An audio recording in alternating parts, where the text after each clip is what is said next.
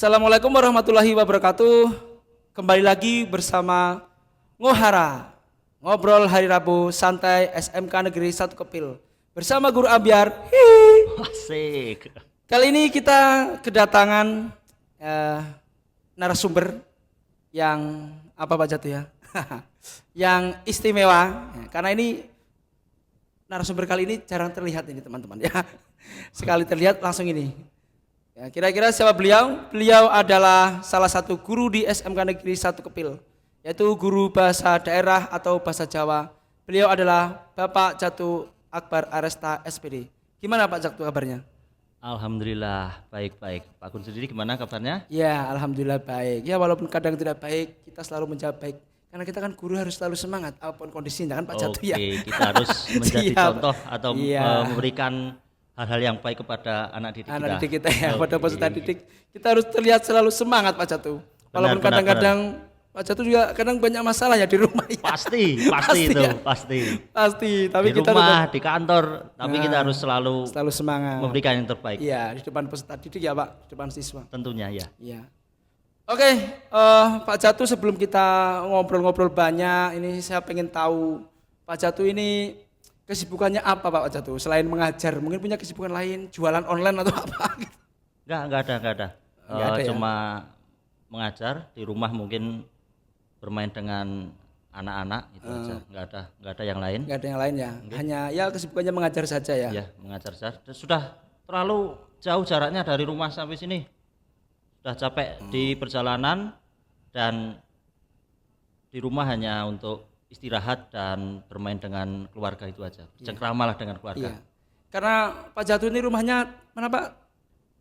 Temanggung, Temanggung, ya. perbatasan dengan Magelang, itu lebih tepatnya di Keranggan, tapi Keranggan yang pojok sini dengan perbatasan dengan Secang. Halo sahabat Temanggung. Orang Temanggung itu ngajar di Kepil ya. Di mana sobat jauh sekali ya Pak Jatuh. Luar biasa perjuangannya ya Pak Jatuh ya. Anak Lumayan. berapa Pak Jatuh? Anak alhamdulillah dua. Alhamdulillah anaknya dua ya. Iya. Cewek cowok atau? Yang besar cewek, itu yang kecil cowok. Cowok ya. Istri satu ya. Satu dong, satu. Jangan tanya balik tuh Pak. Saya belum nikah soalnya. Ya oke, kali ini kira-kira apa ya yang akan kita bahas pada ngobrol santai podcast kali ini. Kita akan ngobrol seputar yang Jawa-Jawa aja ya. Karena narasumber kita ini guru bahasa Jawa, kita akan ngobrol tentang yang Jawa-Jawa. Oke, kali ini temanya kita akan membahas tentang unggah-ungguh dalam berbahasa Jawa. Nah, Pak Jatuh ini bahasa Jawa ini menurut saya ini unik Pak Jatuh. Berbeda dengan bahasa-bahasa di daerah lain. Iya. Karena bahasanya tuh agak rumit Pak Jatuh ya. Banyak sekali ya. Contohnya misalnya kata aku ya.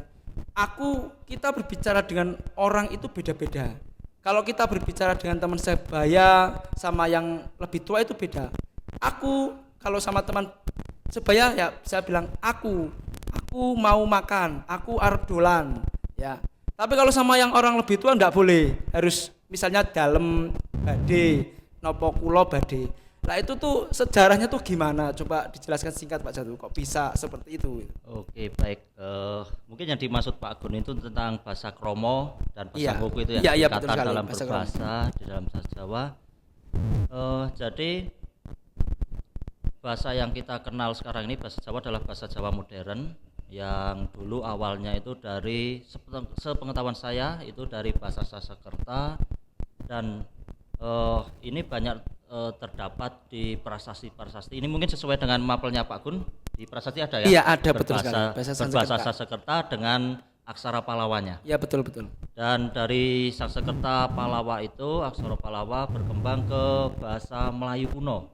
Bahasa Melayu kuno kemudian berkembang lagi menjadi ke bahasa Jawa kuno atau bahasa Kawi dan berkembang lagi menjadi bahasa Jawa modern atau seperti yang sekarang kita kenal ini. Dan kalau bahasa yang kita kenal ini sekarang ini bahasa Jawa ini berkembang saat kerajaan Mataram Islam Pak Gun. Ya, Mataram Islam, terutama Iya. Sultan Agung mungkin ya Pak ya. Iya, Masa-masa iya. Sultan Iya. Agung mungkin. Saat berkembangnya sastra-sastra baru yang Iya, yang berasal dari pujangga-pujangga Jawa Baru. Contohnya mungkin ada satu itu Ronggo Warsito dengan karya-karyanya yang sangat luar biasa. Nah, tentunya bahasa Jawa Kawi dan bahasa Jawa modern ini sangat berbeda. Dan uniknya gini Pak Gun, bahasa Jawa Kawi itu sekarang sudah tidak ada jejaknya, kecuali dalam karya-karya sastra kunonya itu ada. Tetapi dalam tingkat tuturnya sudah hilang.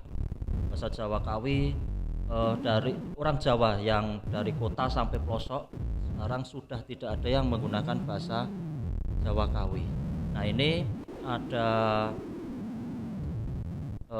ahli yang punya pendapat kalau sebenarnya yang menggunakan bahasa Jawa Kawi atau bahasa Sanskerta itu hanya orang-orang tertentu dan saat situasi tertentu, dan itu hanya untuk di kalangan kerajaan. Bangsawan lah ya. Bangsawan. Dan sebagai masyarakat umum ya bahasa Jawa yang seperti kita kenal ini gitu. Karena ya itu tadi tidak sisa-sisanya tidak nampak, tidak ada. Tidak ada yang paham dengan bahasa Jawa Kawi. Nah, tapi pendapat ini ada juga yang membantah, karena kalau kita berbicara sejarah itu harus ada sumber primer, yaitu sumber tertulis ya, dan sumber tertulis yang ada di Indonesia, di Jawa ini ya adanya Sanskerta dan bahasa Jawa Kawi itu gitu. Nah, pendapat yang tadi kalau bahasa Jawa modern juga digunakan pada zaman dulu itu terbantahkan karena sumber itu tidak adanya sumber tertulis atau primernya ya Pak. Tidak ada. Dan berkembangnya basa Kromo ini dulu karena pengaruh Islam dan hanya digunakan di pesisir. Saat dulu pedagang-pedagang dari luar Jawa, dari tanah Arab datang ke sini dengan membawa bahasa, dengan membawa aksaranya daerah sana mungkin, dan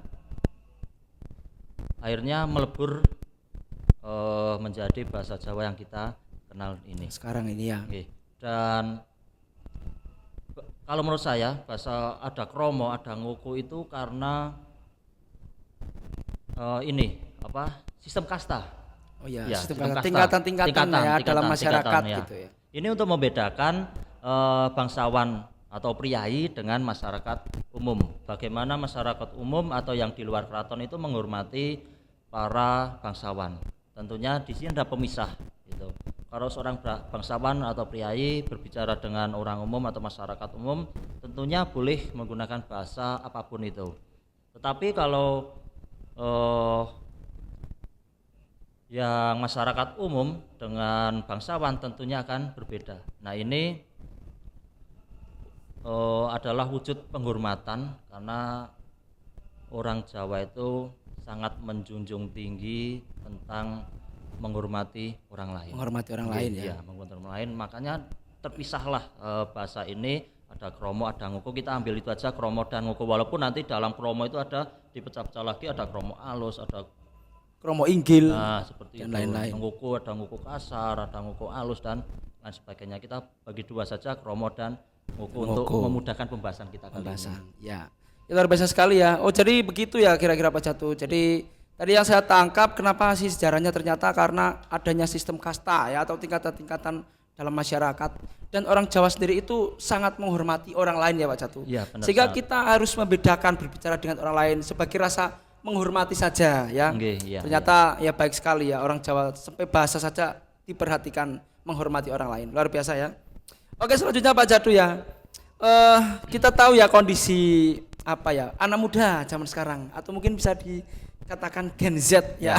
Gen Z ya. Kerennya Gen Z. Gen Z gitu, ya. Gen Z. Gen Z ini mungkin mulai agak luntur ini saya amati ya, anak-anak terutama di Jawa ya Pak ya, karena kita kan bahasa Jawa nggak mungkin di Sumatera, Kalimantan ya.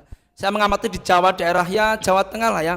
Sepertinya Gen Z ini agak mulai luntur, lupa, nggak usah jauh-jauh lah kita bicara murid-murid kita ya, terutama di SMK Negeri 1 Kepil ini banyak anak yang apa ya, kadang-kadang mungkin sama guru ya tidak bahasa ya, mungkin sama saya juga kadang begitu Pak ya, ada yang berbahasa, ada yang tidak. Mungkin kalau Pak sama Pak Jatuh bahasa semua nggak Pak? Bahasa semua ya. Yang dimaksud mungkin Basa Kromo gitu Bahasa ya? Kromo Iya, ya, maksudnya bahasa Kromo Iya, gitu. iya. Kalau alhamdulillah dengan saya Bahasa Kromo Basa semuanya. Kromo ya, Basa Kromo. Karena jenengan guru bahasa Jawa Pak nggak berani mungkin anak. Mungkin, iya. Ya itu. Nah, ini gimana ini Pak Jatuh? Karena kan kita orang Jawa tuh ada patah mengatakan ojo ngasih wong Jawa itu ilang Jawane. Nah, itu gimana Pak Jatuh anak-anak muda? Ya memang kenyataan seperti itu. Sekarang banyak generasi muda kita yang sepertinya tidak peduli dengan budaya asal atau mulai meninggalkan budaya-budaya atau kalau kita bicara tentang Gen Z atau anak-anak muda ini sebenarnya memang tantangan anak muda sekarang ini sangat besar, sangat-sangat kompleks karena sekarang ini sangat dipengaruhi oleh media sosial, oleh teknologi yang ada sekarang ini. Bagaimana anak-anak muda ini dibombardir oleh budaya-budaya dari luar. Contohnya dari negara Korea dengan K-popnya.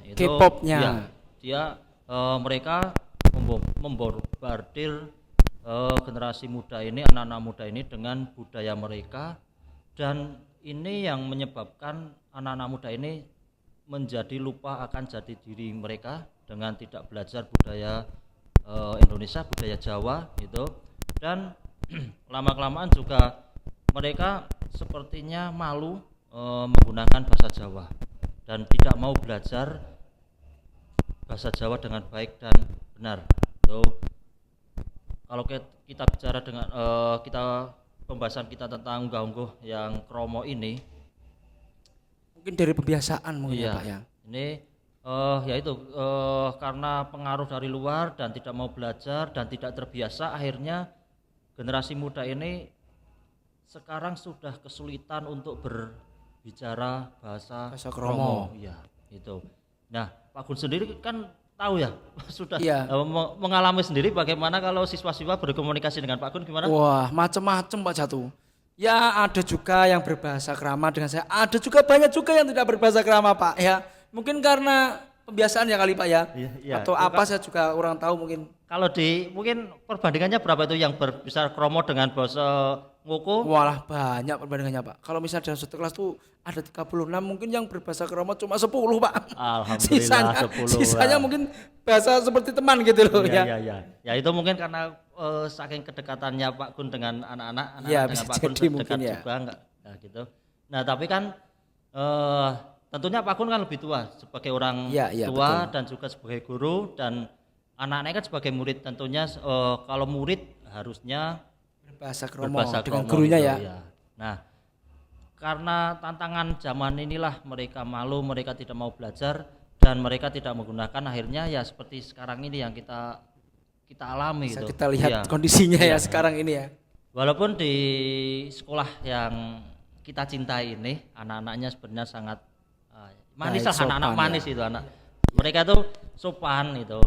Mereka juga anak-anak yang baik gitu. Tapi cuma tidak tahu dan tidak ora kulino berbahasa kromo itu saja. Ya ini harus dimulai dari rumah, dari keluarga. Kebiasaan Ya, dari keluarga. Orang tua harus mengajarkan, membiasakan menggunakan bahasa kromo, seharusnya itu. Karena kalau di dalam sekolah, kalau saya ketemu dengan murid paling hanya berapa jam, berapa menit itu. Ya, dalam sisanya satu orang minggu tua ya. di rumah ya. Sisanya nanti dengan teman-teman, dengan masyarakat, dengan orang yang ada di rumah itu. Ini menjadi tanggung jawab kita bersama agar anak-anak lebih peduli dengan bahasa ini, dengan bahasa kromo ini. Bahasa kromo inggil. Ya itu ya, mungkin kenapa bisa kondisinya seperti ini kata Pak Jatuh, mungkin karena ya kurang pembiasaan saja, mungkin dari rumah sudah tidak berbahasa dengan orang tua sehingga terbawalah itu ke sekolah dengan gurunya juga tidak berbahasa krama ya. Mungkin itu pembiasaan ya dari rumah. Oke, selanjutnya Pak Jatuh, gimana untuk strategi dalam menghadapi tantangan ini Pak Jatuh sebagai guru bahasa Jawa atau bahasa daerah, apa yang Pak Jatuh lakukan untuk menangkal kelunturan bahasa Krama ini untuk anak-anak Gen Z ini? Ya tentunya strateginya itu dengan pembiasaan.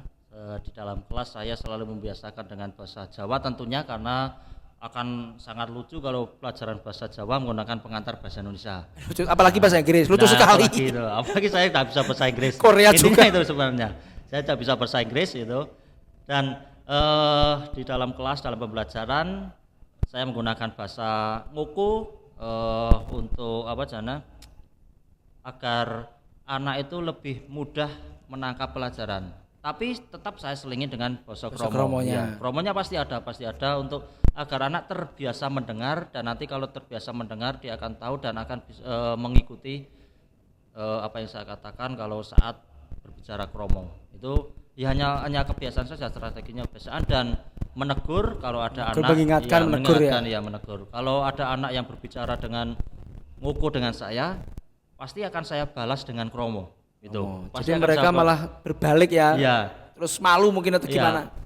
Alhamdulillahnya mereka masih punya rasa malu, dan mereka akhirnya terus menggunakan basa kromo akhirnya. Itu kan rasa malu itu harus sangat penting bagi kita, bagi manusia, karena kalau tidak punya rasa malu ya seperti hewan ya, punya rasa malu. Iya. Anak-anak masih punya rasa malu, yang tadinya mungkin keceplosan Ngoko akhirnya menjadi kromo. Ya strateginya seperti itu. Nah mungkin ini juga bisa diterapkan sama Pak Gun, nanti kalau ada yang berbicara Ngoko dengan Pak Gun bisa dibalas dengan karena tanggung jawab kita bersama. Siap.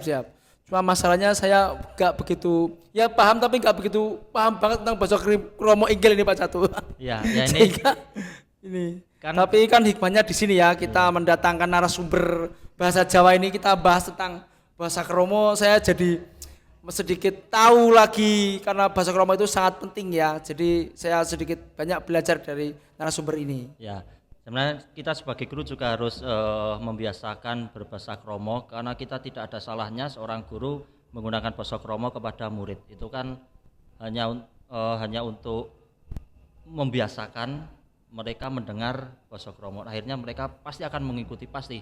Karena selama ini seperti itu yang saya alami. Ya. Jadi ya penting sekali yang namanya bahasa kromo inggil, kita harus benar-benar melakukannya lah ya.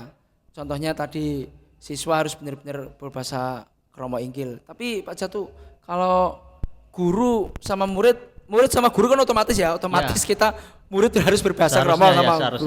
Guru juga bisa ya berbahasa Inggris sama berbahasa kromo inggil terhadap siswa gitu ya. Bisa. Dan tidak masalah itu. Tidak masalah ya. Hanya untuk pendidikan, hanya untuk mengajarkan, untuk mencontohkan itu, karena anak-anak itu pasti akan mencontoh orang-orang yang lebih dewasa, orang-orang tua. Mereka akan mencontoh, kalau kita mencontohkan yang baik, insya Allah mereka akan menjadi baik mengikuti juga. Ya. Akan mengikuti. Terus guru sama guru juga bisa ya Pak ya. Saya sama kepala sekolah saya berbahasa, saya Pak Jatuh bahasa nggak sama bu kepala sekolah? Pasti berbahasa. Itu kan artinya itu atasan kita ya. Menghormati. Itu contoh. Mungkin kalau anak-anak dengar kan nanti anak-anak juga itu Pak Gun, Pak Jatuh itu sama bu kepala itu kromo. Kita mungkin bisa juga harus kromo sama bu kepala sama Pak Guru, bu guru gitu mungkin ya. Ya itu mungkin strateginya Pak Jatuh tadi menarik sekali, bahwa Pak Jatuh sebagai guru bahasa Jawa sudah tidak kurang-kurang ya dalam istilahnya ya, mengupayakan agar bahasa kromo ini tetap lestari kepada anak-anak Gen Z, terutama di kalangan siswa-siswi SMK Negeri 1 Kepil. Pak Jatuh mengajarkan materi di dalam kelas tentang bahasa kromo inggil, mencontohkan dan lain sebagainya, melakukan pembiasaan. Bahkan mungkin kalau ada yang tidak berbahasa bisa ditegur ya, diingatkan sama Pak Jatuh.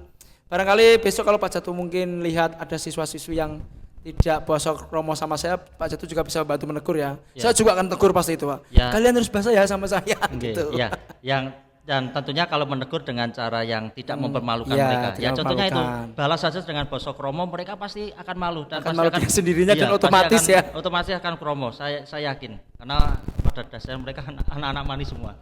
Siap. Anak baik semua. Kita anak baik semua. Ya siswa-siswi SMK Negeri 1 Kepil anak baik-baik semua. Apalagi kalau berbahasa keramat dengan guru-guru, apalagi dengan saya. Tambah manis sekali Pak Jatuh ya. Oke Pak, menarik sekali ya. Selanjutnya Pak Jatuh, untuk pertanyaan terakhir, untuk pesan Pak Jatu terhadap generasi muda sekarang, Gen Z, terutama untuk anak-anak kalangan siswa-siswi SMK Negeri 1 Kepil, apa Pak Jatu pesannya buat mereka terhadap kelestarian Basa Kromo Inggil ini? Tentunya sebenarnya kalau kita berbicara bahasa tidak akan punah, kita tidak melestarikan pasti akan lestari sendiri. Cuma yang harus kita pastikan berbahasa Jawa dengan baik dan benar. Bagaimana kalau kita berkomunikasi dengan orang yang lebih tua, dengan orang yang dihormati, pasti harus menggunakan basa kromo. Dan ini harus dibiasakan, jangan takut salah, jangan malu untuk belajar, jangan malu untuk bertanya. Kalau tidak tahu ini bahasa kramane apa, pertama mungkin kita bisa cari di internet dulu. Sudah ada ya Pak ya di internet? Ada Pak, kayak ada itu. Kalau misalnya ya Pak, itu bahasa Inggris kan, kalau bahasa Inggris kan mungkin bahasa internasional ya. Iya. Pasti kalau di Google apa ada kamus lah, di vocabulary. Kalau misalnya bahasa Jawa ada nggak kayak kamus gitu Pak di Google? Kamus bahasa Jawa sendiri ada, cari saja Ya, itu ya. di Google ada. Kemudian Google Translate itu juga sudah bisa Sudah ada ya Google Translate-nya ya. mentranslate bahasa Jawa walaupun bahasanya masih belum sempurna itu. Dan Contohnya misalnya makan, ya makan, nanti di Google Translate keluar ya mungkin ya, itu edo, keluar, ya. Nanti atau dahar. nanti kita kata kuncinya apa, bahasa kromone mangan, nanti akan keluar di situ ada mangan, ada nedo, ada dahar, seperti itu. Nah, jangankan bahasa kromo atau ngoko, di Android pun sudah muncul sekarang aksara Jawa di aplikasi. Bukan, itu sudah terinclude di Androidnya, di dalam sistem Androidnya. Ya, sudah ada. Di keyboardnya, keyboard ya, keyboard itu sudah ada Aksara Jawa. ada aksara Jawanya di situ.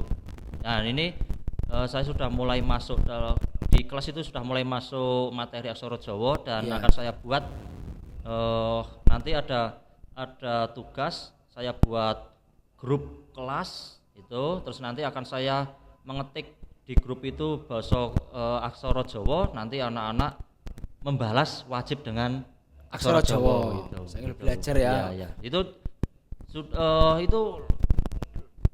luar sudah masuk ke Jawa itu ya, mereka sudah melirik, intinya sudah melirik Jawa. Itu menandakan sebenarnya budaya kita Jawa itu luar biasa. Sampai luar negeri dunia, bisa jadi sampai mendunia. luar negeri membuatkan fontnya, membuatkan keyboardnya, itu kan bukti nyata kalau Jawa itu sudah mendunia. Iya, gitu. Dunia. Ya, itu tadi pesan dari Pak Jatu kepada generasi muda, terutama anak-anak peserta didik, siswa-siswi khususnya di SMK Negeri 1 Kepil, ya tentunya di wilayah ya Jawa, ya Jawa Tengah, Jawa Timur, karena kan kalau Kalimantan, Sulawesi dan lain sebagainya kan sudah beda lagi ya Pak. Ini kita bicara Jawa ya, bahasa Jawa, Jawa Tengah, Jawa Timur. Nah, tadi Pak Jatu menyampaikan jangan takut salah, belajar terus, jangan takut salah. Dan yang paling penting jangan malu ya Pak Jatu ya. Iya, jangan pernah malu mempunyai atau menggunakan bahasa Jawa, bahasa kita sendiri. Karena itu merupakan jati diri kita sebagai orang Jawa. Jadi kita semua jangan pernah malu. Karena saya juga pernah itu Pak Jatu melihat ya, dan bahkan ya banyaklah orang melihat di YouTube juga ada, di Google ada, bahkan melihat langsung itu orang-orang luar negeri Pak Jatu ya, orang-orang bule itu ya, orang-orang barat seperti kayak Amerika, kemudian Inggris, Belanda itu mereka tuh seneng banget belajar bahasa Jawa, pingin gitu loh. Kenapa kita sendiri enggak gitu ya Pak Jatu ya? Saya jadi ingat nih Pak Gun, dulu waktu kuliah dosen saya pernah ngendika kalau ada orang Suriname, orang Suriname itu kan dulu aslinya dari Jawa saat penjajahan Belanda dibawa ke sana, dan sampai sekarang masih ada yang menuturkan bahasa Jawa di sana. Sampai almarhum Didi Kempot pun konser di sana, banyak penontonnya, mereka apal dengan lagu-lagu Jawa ya, lagu Didi Kempot gitu. Dan saya lihat di Suriname juga masih menuturkan bahasa Jawa, masih ada gitu, saya lihat sendiri. Dan menurut cerita dari dosen itu, ada orang Suriname mau datang ke Jawa untuk belajar Jawa dari pusatnya. Datang di Jawa, ya, pusatnya di Jawa, tapi begitu datang di sini dia malah kebingungan, loh di Jawa nih, gitu katanya seperti itu. Karena mereka mau belajar Jawa tapi malah tidak ada Jawa di sini. Tidak ada Jawa. Adanya malah menggunakan bahasa Indonesia, bahasa Korea, bahkan ya, Inggris dan lain sebagainya. Ditanya tentang Jawa nggak tahu, seperti itu. Ya akhirnya Pak dosen itu hanya bilang, ya memang sekarang keadaannya seperti ini, yaitu yang Pak Dun tadi bilang wong Jawa ilang Jawane sudah mulai terlihat. Sudah mulai terlihat ya Ini kenyataannya menjadi tanggung jawab seperti kita itu. semua, Kita semua. bukan hanya saya sebagai guru bahasa Jawa, tapi kita semua Pak Gun juga bertanggung jawab. Karena kita Semua orang Jawa ya, masyarakat- orang Jawa semua bertanggung semua jawab. masyarakat, lapisan masyarakat bertanggung jawab, dan khususnya nanti pemerintah juga harusnya lebih memperhatikan lagi untuk bukan hanya mungkin budaya Jawa, tapi budaya yang ada di Indonesia ini, karena kita multikultur. Multikultur. Jangan sampai kalah dengan Korea yang monokultur, dia bisa mendunia, bisa menyebarkan Budaya mereka sampai ke Indonesia. Sampai ke Indonesia. Tapi kita sendiri mau belajar Jawa kesulitan. Kita belajar Padahal kita orang ya. Jawa. Sebenarnya banyak yang bisa kita angkat, cerita wayangnya Iya, misalnya. Itu kan sangat jarang sekali ada film-film yang mengangkat tentang tema wayang. Ada itu sebenarnya di film-film Indonesia itu yang mengangkat tema wayang itu, tapi sepertinya kurang laku karena tidak Kurang berlanjut. diminati Gen Z ya. Ya mungkin itu. Sebenarnya itu bisa diteruskan Trik sebenarnya itu. ya untuk mengenalkan budaya Jawa, biar mereka pertama kan penasaran dulu, terus mereka akan belajar, mereka akan menggali, dan mereka akan menyukai, mencintai. Kan seperti itu. Kalau kita cinta Ya. pasti Mempunyai rasa memiliki Iya, lah iya, ya. seperti itu. Kesadaran sendiri memiliki. Ya itu kira-kira ya. Jangan sampailah kita orang Jawa itu hilang Jawa. Saya ini banyak sekali hikmahnya, saya jadi terpacu ya Pak Jatuh untuk juga apa ya, semakin belajar tentang bahasa Jawa. Tapi saya kalau di rumah saya bahasa loh Pak sama bapak saya. Iya. keren. Iya, serius saya. Dan jujur, Bahasa Jawa, ya. jujur kalau saya sendiri malah kalau di rumah dengan Enggak kan? bapak Enggak, ibu enggak mesti kan? mumpung. Saya malah kerama inggil saya kalau Wah, sama keren, ibu saya keren. sama bapak saya sebenarnya. tuh. Cuma ya itu tadi mungkin kurang bener ya Iya. bahasa kerama Nggak inggilnya. masalah, nggak masalah. Hanya Bener. aut-autan gitu loh karena belum paham, enggak begitu paham. Bener salah nggak masalah, yang penting promo saja. Promo gitu, saja ya. saja. Untuk melestarikan Nanti agar kita jangan belajar sampai hilang. bersama-sama agar menjadi lebih baik lagi, dan lebih tepat lagi kita belajar bersama. Ya, seperti siap. itu. Ya, siap. Ya, mungkin begitu saja, menarik sekali pembahasan podcast ngobrol hari ini bersama narasumber kita yang sangat keren, Pak Jatuh Akbar, SPD, selaku guru bahasa Jawa di SMK Negeri 1 Kepil. Banyak sekali manfaat yang dapat kita ambil, yaitu Amin, amin. mengenai unggah-ungguh berbahasa Jawa. Jangan sampai kita orang Jawa hilang Jawane, ya, terutama untuk generasi muda zaman sekarang, Gen Z, ya. Jangan malu untuk menggunakan bahasa Jawa, karena itu merupakan jati diri kita semua sebagai orang Jawa, terutama Jawa Tengah ya, Jawa Timur. Nah, mungkin itu saja yang bisa kami bawakan untuk kami sampaikan pada podcast hari ini. Semoga kedepannya lebih baik lagi, dan kita akan datangkan narasumber-narasumber yang tidak kalah seru dari Pak Jatuh, dan banyak sekali manfaatnya, banyak sekali ilmunya, supaya kita semua dapat belajar. Mungkin itu saja yang bisa kami sampaikan. Ada kurangnya saya mohon maaf. Sekian, assalamualaikum warahmatullahi wabarakatuh. Waalaikumsalam warahmatullahi wabarakatuh.